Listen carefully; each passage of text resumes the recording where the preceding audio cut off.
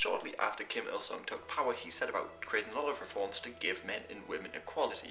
And this is no shock because a lot of communist nations did the same, but I would say within North Korea, there was so much drive to give men and women equality because women played a huge role in the fight against Japan, more so than, say, in the Chinese Civil War or the Russian Revolution. Now, of course, it's no feminist utopia. I mean, there's a lot of differences between the genders.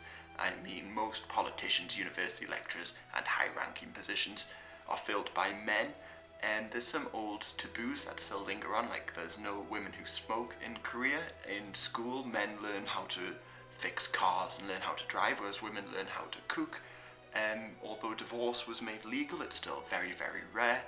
And say, although prostitution was made illegal, Kim Il-sung apparently had a pleasure squad of a couple thousand women. But real change came about in the 50s after Choli-ma. And now Choli-ma was just a movement designed to sort of inspire people to produce more and industrialize the nation. And during this period, they socialized childcare. Now, they did this in order to get women into the workforce, and it was incredibly effective. In fact, within just a few years, women made up about 50% of the workforce within North Korea. But there were still women who were unemployed, but they were given another role. Now, Korea is split up into a series of collectives. Now, they're usually around, like, say, 30 to 50 families, and they can be anything from a village, a farm, a street, or an apartment block. And it was the unemployed women's job, now these were called inminbans, to look after these collectives, so to cook and clean for them and the likes.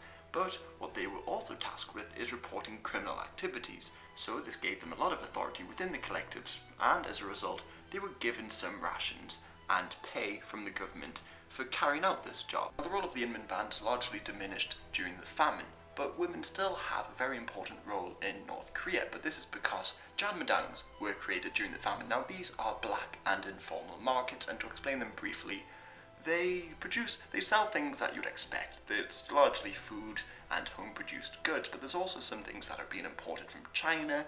You can get some services, like medical services there, and there are some reports of drugs being sold at these markets. Now, the government hasn't done much about them because since the food distribution system collapsed in many of the rural regions in particular, they are instrumental in providing people food and the likes. But because women needn't work like men, they can just register as a housewife, they largely set up and continue to run these markets. So they'll produce goods at home, travel to other provinces, and even to China to buy and sell goods.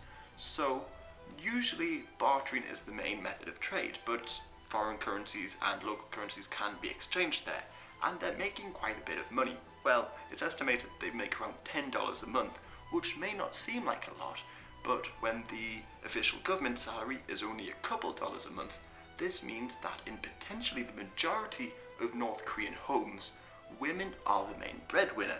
I don't know what this means in terms of the Korean culture or the future, but it's pretty interesting to know.